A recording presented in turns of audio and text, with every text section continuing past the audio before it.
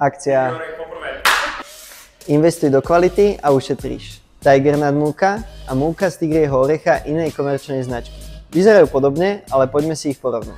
Porovnávať si ich budeme na základe troch kritérií. Pôvod, chuť a balenie. Kvalita a chuť múky sa dá zistiť na základe toho, odkiaľ pochádza. Tigernut múka sa vyrába zo španielského tigrieho orecha, ktorý sa pestuje v ekologickom poľnohospodárstve bez použitia chémie pod radou Xufa de Valencia, ktorá kontroluje a dohliada na spracovanie a pestovanie tigrieho orecha. Navyše nám farmár tigrieho orech špeciálne lúpe, čím ho zbavuje horkastej šupky.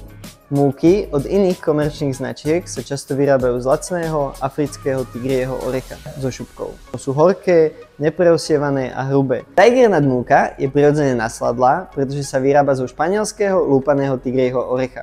Má extrémnu konzistenciu, pretože ju navyše preosievame. Tigernut múka je vákuovo balená v skle, kde sa netvoria plesne a navyše vidíte, čo kupujete. Múka sa dá využiť na pečenie, prípravu kaší, smoothies a veľa iného. Môžeš piec zo sladkej múky alebo z horkej múky.